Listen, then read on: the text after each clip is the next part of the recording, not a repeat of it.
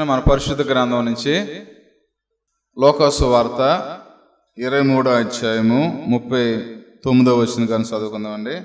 వేలాడవేయబడిన నేరస్తుల్లో ఒకడు ఆయనను దూషించుచు, నీవు క్రీస్తు కదా, నిన్ను నీవే రక్షించుకొనుము, మమ్మను కూడా రక్షించమని చెప్పాను. అయితే రెండోవాడు వానిని గద్దించి, నువ్వు అదే శిక్షా విధిలో ఉన్నావు గనుక దేవునికి భయపడవా? మనకైతే ఇది న్యాయమే, మనం చేసిన వాటిని ఈయన ఏ తప్పిదము చేయలేదని చెప్పాను. ఆయన చూసి, యేసు, నీ రాజ్యములోనికి వచ్చినప్పుడు నన్ను జ్ఞాపకం చేసుకోమనెను. అందుకు ఆయన వానితో, నేడే నువ్వు నాతో కూడా పరదేశులు ఉందని నిశ్చయముగా నీతో చెప్పుచున్నాను నేను. ఒకసారి నాతో చెప్తారండి. నేడే నువ్వు నాతో కూడా పరదేశంలో ఉందని నిశ్చయముగా నీతో చెప్పుచున్నాను. ఎంత గొప్ప మాట అండి. రెండో మాట సరండి, ఎంత గొప్ప మాట ఇది సరండి. కాబట్టి పిల్లరా, మనం ఈ వాక్యాన్ని దేవుని సన్నిధిలో నేర్చుకుందాం సరండి. చాలా జాగ్రత్తగా. ఆయన సిలువేస్తున్నారు. ఈ పక్కన ఒక ఆయన వేశారు, ఈ పక్కన ఒక ఆయన వేశారు.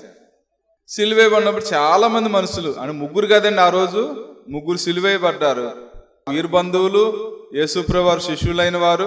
అంటే యాహాను గురించే ఉంది అక్కడ. మరి కతిమాలు వచ్చారేమో తెలియదు కానీ వచ్చుంటారేమో. యాహాను గురించే అక్కడ ప్రభు చెప్పారు.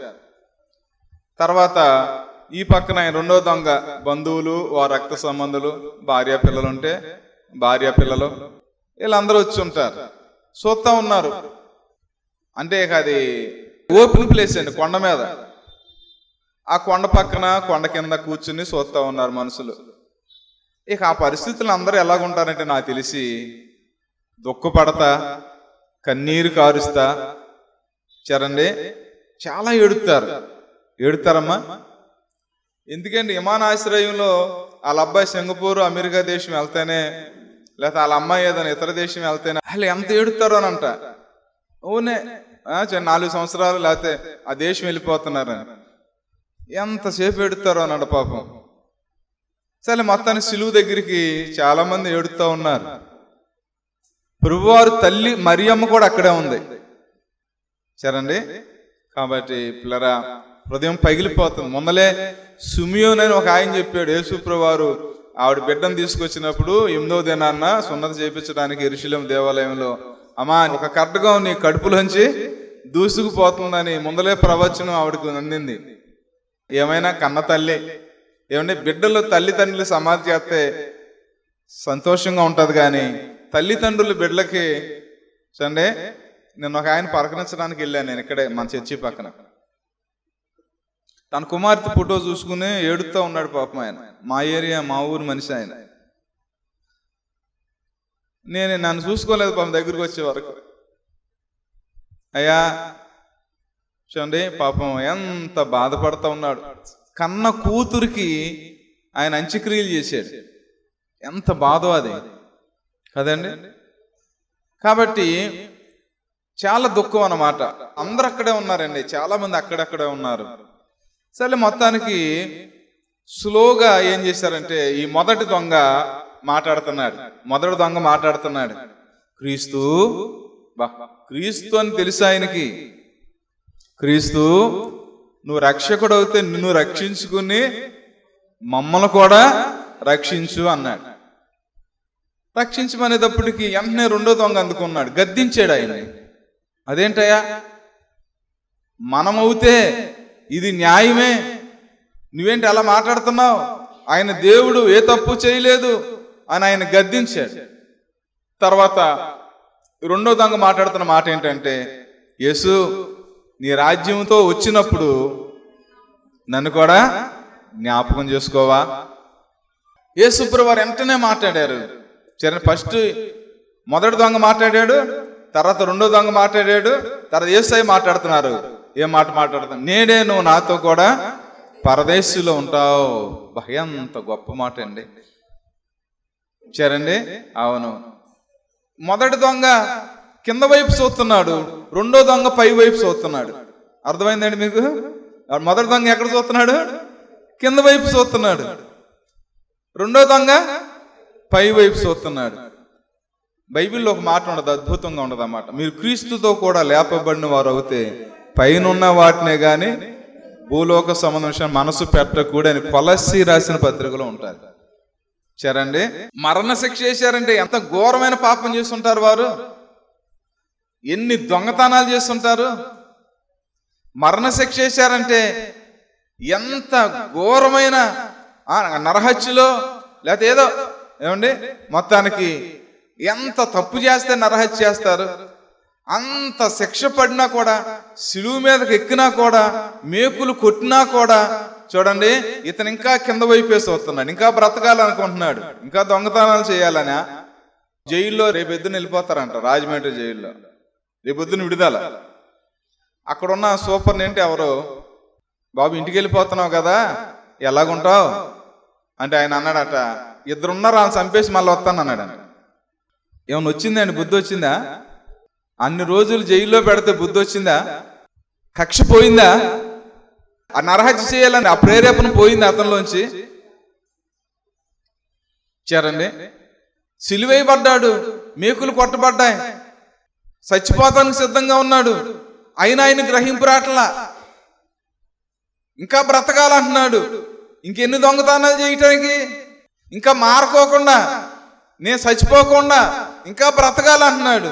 ఇంకెన్ని తప్పులు చేయటానికి ఆయన ఆఖరకు చూడండి, ఈయన గ్రహింపించినా తీసుకోవాల, ఈయన గద్దించినా ఆయనకి అసలు ఎక్కల, అసలు రాట్ల.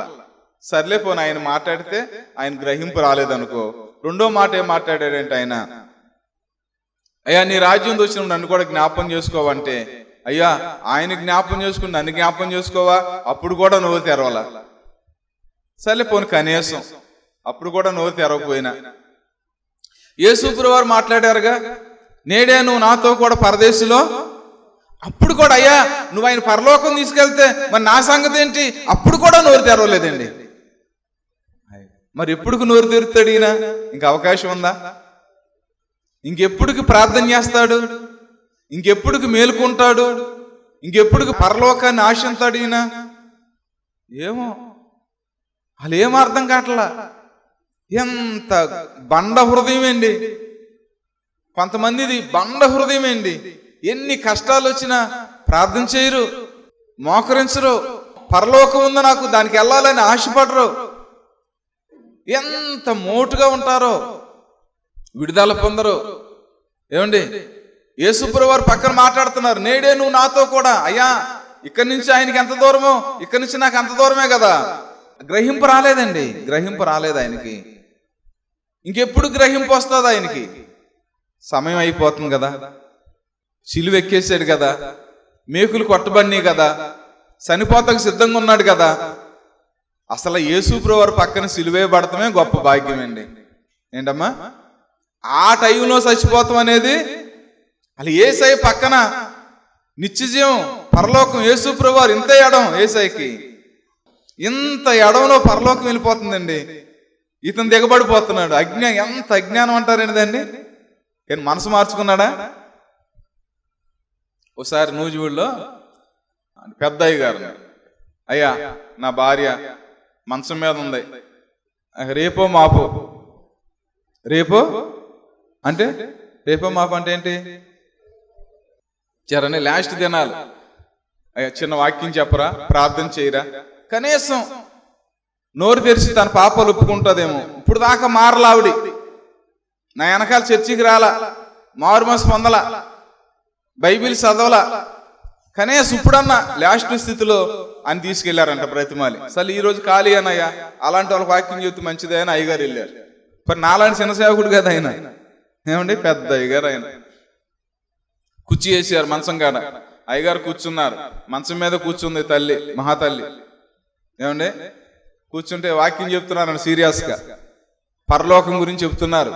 ఆత్మ గురించి చెప్తున్నారు, రక్షణ గురించి చెప్తున్నారు, నరకం గురించి చెప్తున్నారు, పరలోకం గురించి చెప్తున్నారు, మంచి మాటలు చెప్తున్నారు, లోతుగా చెప్తున్నారు, ఉపమానాలతో చెప్తున్నారు, హృదయాన్ని కదిలించే మాటలు చెప్తున్నారు.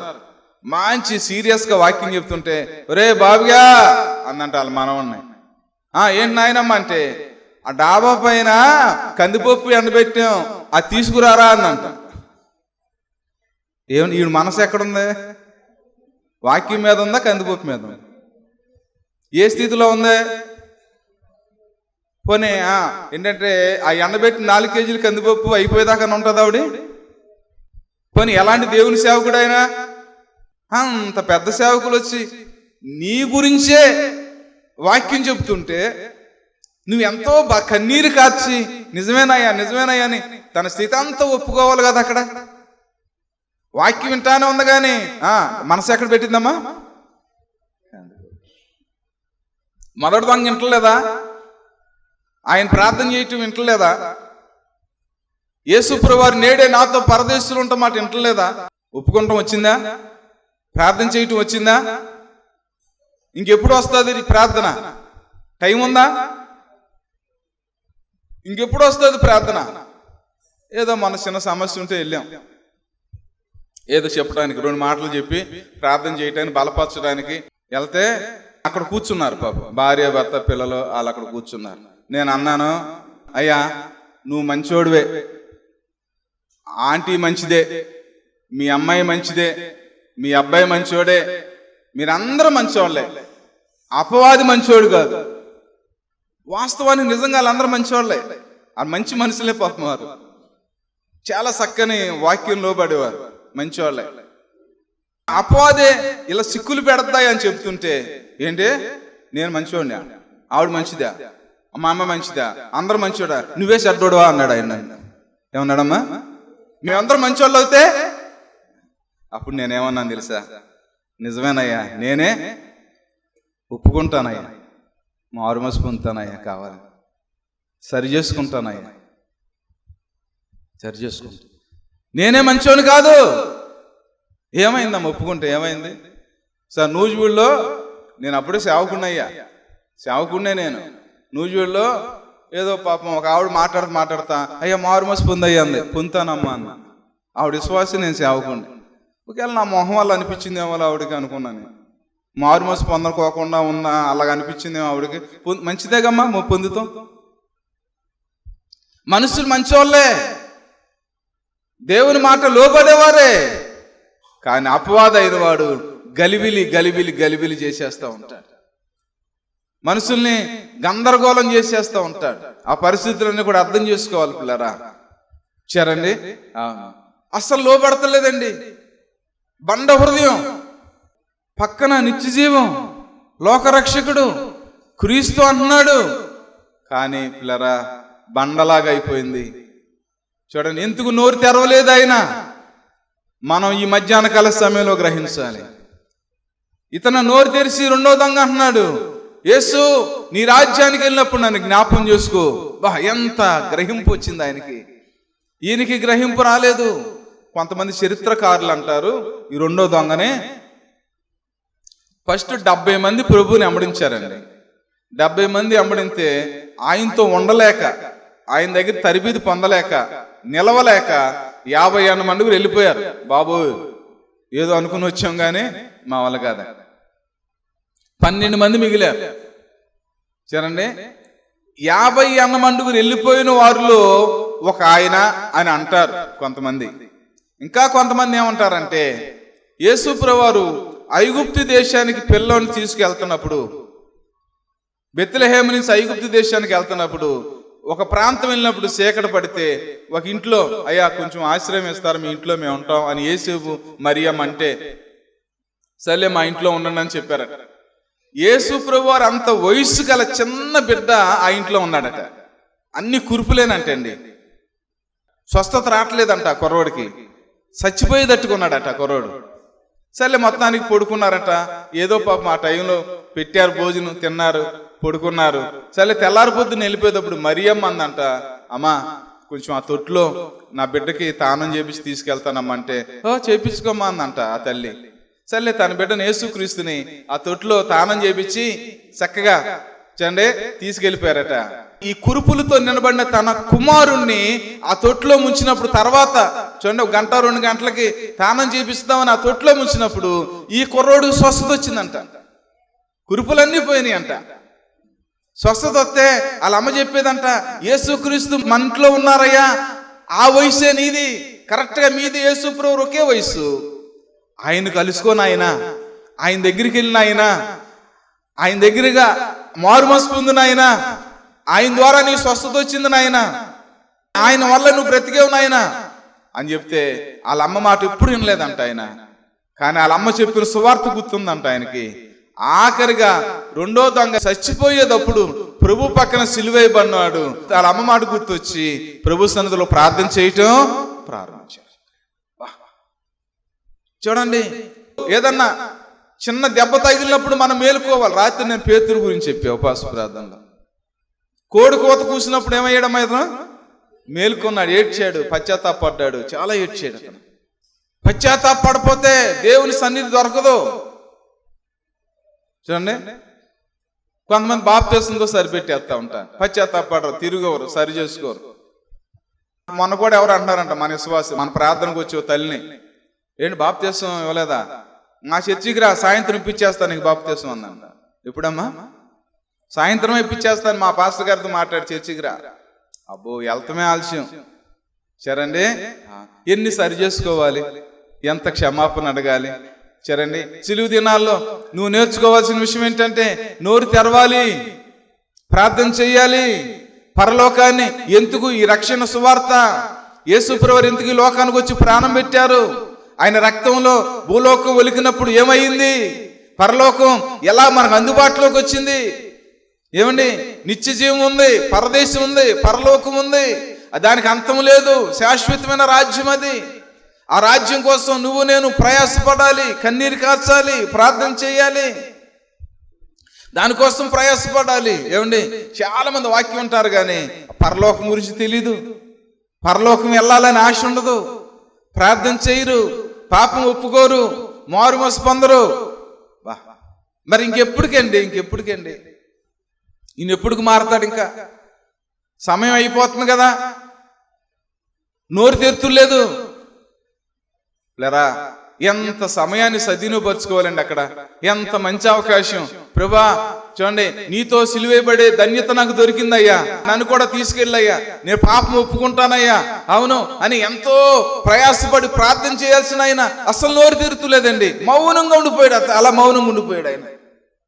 చూడండి, చాలా మంది ఎంత వాక్యం అని అంటారు కానీ ఏకాంతానికి వెళ్ళరు, లేదా డాబా పైకి వెళ్ళి కన్నీరు కార్చరు, ఏకాంతానికి వెళ్ళి లేదా మందిరంలో కూర్చుని తన స్థితి ఒప్పుకుందాం, ప్రార్థన చేసుకుందాం, నేను మారుమనసు పొందుతాను, పరలోకానికి సిద్ధపడతాను, సరి చేసుకుంటాను.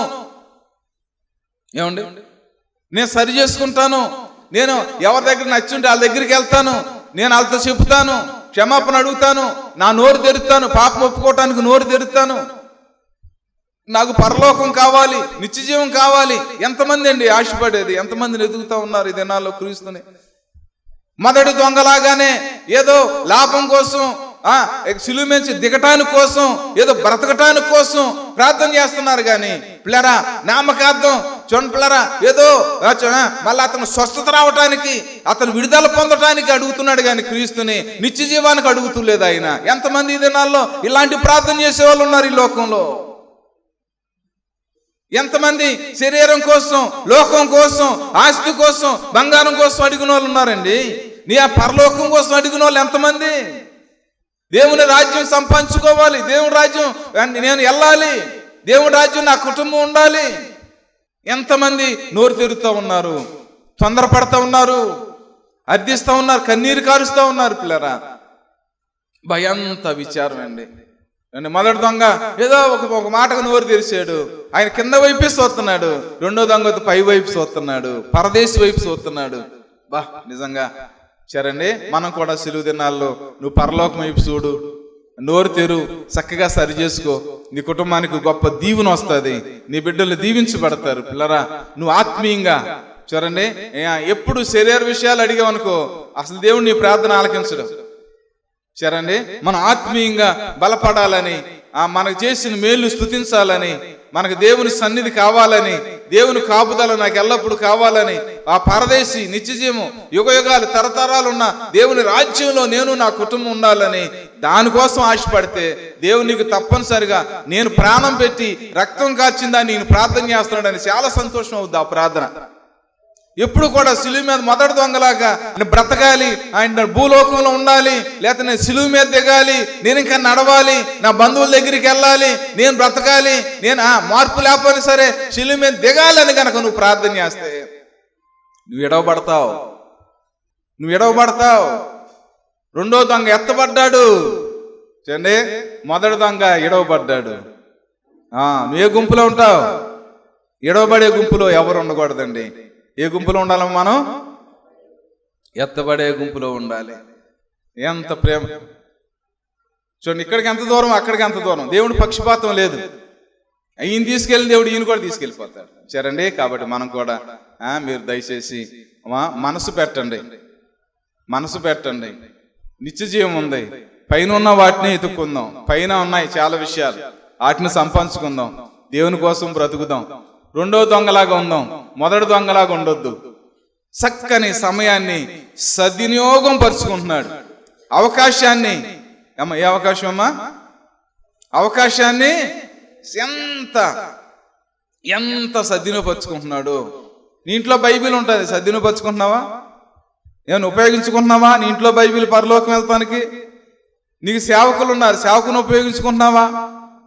మందిరం ఉంది, మందిరంలో ఉపయోగించుకుంటున్నావా? చూడండి, ఒక ఆవిడ ఉంటుందట, నెలకొకసారన్నా ఒక నైట్ అంతా ఉపవాసం ఉండి మందిరంలో ఉండి ప్రార్థన చేస్తుందట. సంవత్సరానికి 2-3 రోజులు ఉపవాసం ఉండి ఎప్పుడు మారుమనసు పొందుతామే. ప్రార్థన తక్కువైందంటే మందిరంలోకి వచ్చి ఒక రోజు పడుకుంటుందట. మళ్ళా ప్రార్థన మళ్ళా పెంచుకుంటుంది. మళ్ళా ప్రార్థన తక్కువ అవుతే మళ్ళా మందిరంలోకి వచ్చి ఆ స్థితి అంతా ఒప్పుకుని మళ్ళా ప్రార్థన ఆత్మ. ఎంత మంచి మనసు ఆవిడకి. దేవుడు నీకు ఇచ్చిన మందిరాన్ని ఉపయోగించుకుంటున్నావా? నువ్వు యేసును ఉపయోగించుకుంటున్నావా? నువ్వు బైబిల్ ఉపయోగించుకుంటున్నావా? నీకున్న సేవకులను ఉపయోగించుకుంటున్నావా? మనం ఉపయోగించుకుందాం, మన ఆత్మీయంగా బలపడదాం. సరేండి, అవును, మన పై వైపు చూద్దాం, కింద వైపు చూడొద్దు. ఇది 4 దినాలే. ఏమండి, ఎన్ని దినాలమ్మా? 4 దినాలు అంటారు సార్ అంటారా? అవును, 4 దినాలే. 1 బాల్యం, 2వది యవనం, 3వది కౌమార్యం, 4వది వృద్ధాప్యం. 4 దినాలే. యుగయుగాలు తరతరాలున్న పరలోక రాజ్యం, దానికోసం ప్రయాసపడదాం. సరేండి, అవును. కాబట్టి పిల్లరా చూడండి, మనం ఆత్మీయంగా నోరు తెరిస్తే మనకు కావాల్సినవన్నీ కూడా దేవుడు మనకు అనుగ్రహిస్తాడు. ఏ విషయంలో భయపడొద్దు. శరీర విషయాల్లో నువ్వేమో భయపడొద్దు. చూడండి, ఈ పరిస్థితులు అప్పులు భయపడొద్దు. నువ్వు నీ తండ్రి నీకు సహాయం చేయబోతున్నాడు. చూడండి, నువ్వు ధైర్యంగా ఉండు. నీ బిడ్డల విషయం భయపడొద్దు, ధైర్యంగా ఉండు. ఏమండి, రెండో దొంగ బాప్తిసం తీసుకోలేదు, పరిచర్య చేయలేదు, బల్లారాధనలోకి రాలేదు, ఒక మీటింగ్ పెట్టలేదు, ఒక కుటుంబారాధన పెట్టలేదు, సంఘాన్ని పిలిచి భోజనం పెట్టలేదు. ఏమండి, ఏ మందిరం పరిచర్య చేయలేదు, ఏ పరిచర్య చేయలేదు. దొంగగా బ్రతికాడు, దొంగతనాలు చేస్తా బ్రతికాడు, నరహంతుడిగా బ్రతికాడు. ఆఖరిగా ఒక్క మాట అతను పరలోకం చేర్చిందండి. అందరు దొంగ దొంగ దొంగ అనుకుంటున్నారు, కానీ లాస్ట్కి ఆయన ప్రభు దగ్గరికి వచ్చి ఆ భాగ్యాన్ని, ఆ సమయాన్ని సద్వినియోగపరుచుకుని యేసు నన్ను జ్ఞాపకం చేసుకు. దానికన్నా ముందర మాట ఒక మాట మాట్లాడు. మనం అయితే మనకు న్యాయమే, మనం చేసిన తప్పు నిమిత్తం మనం ఇక్కడికి వచ్చాము, తన పాపాలు ఒప్పుకున్నాడు. యేసు నన్ను జ్ఞాపకం చేసుకోమనగానే దొంగ ఏమయ్యాడంటే దొర్ర అయిపోయాడు. ఏమైపోయాడమ్మా? దొంగ ఏమైపోయాడు? దొర్ర అయిపోయాడు. సరేండి, ఆ ప్రభువుని అడిగారంట దేవదూతలు, 33 సంవత్సరాలు భూలోకంలో ఉన్నావు కదా, భూలోకం నుంచి ఏం తెచ్చావు? ఇది ఈ దొంగను తీసుకొచ్చాను అన్నాడట. కరిటి కట్టిన దొంగ చూడండి పశ్చాత్తాపంతో ఒక్క నిమిషంలో మార్పు చెంది పరలోకం వెళ్ళిపోయాడు. సరేండి, మనం సమయాన్ని సద్వినియోగపరుచుకుందాం. ఆదివారం ఒక రూపంలోకి చక్కగా దేవుని స్వభావంలోకి వచ్చి మన క్రీస్తు లాంటి మనసు సంపాదించుకుని పరలోకానికి అర్హత సంపాదించుకుందాం. చిన్న ప్రార్థన చేసుకుందాం. పిల్లారా, మీరు వాక్యం విన్నారు కదండి.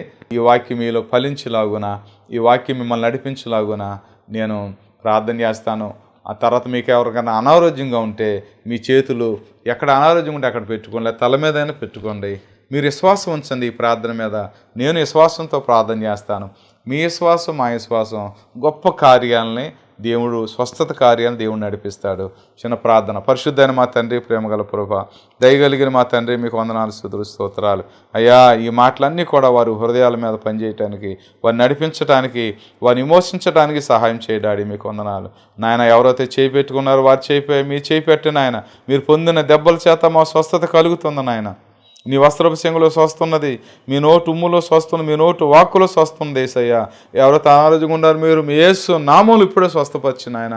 అయ్యా మా దగ్గర ఇండి బంగారం లేవు కానీ మాకు కలిగిందే నీకు ఇచ్చుస్తున్నావు నజరేయుడైన యేసు నామంలో నాయన. వారు పేతురు యోహాను ప్రార్థించినప్పుడు ఎలాగో పుట్టుకుంటూ వాళ్ళు వేసాడు ప్రభువా. మీ నామంలో శక్తి ఉందయ్యా, మీ నామంలో శక్తి ఉందయ్యా, మీ నామంలో విడుదల ఉందా, మీ నామంలో స్వస్థత ఉందయ్యా నాయన. ఇగో నాయన బిడ్డలను స్వస్థపరిచి ఆరోగ్యం చేత నింపండి, గొప్ప రక్షణ బిడ్డలకు దయచేయమని, ఈ కుటుంబంలో శాంతి సమాధానాలు దయచేయమని మా జీవోత్పత్తి యేసే పాదం దగ్గర సాగిలపడి అతి వినయంతో అడిగి వేడుకుంటున్నాము తండ్రి.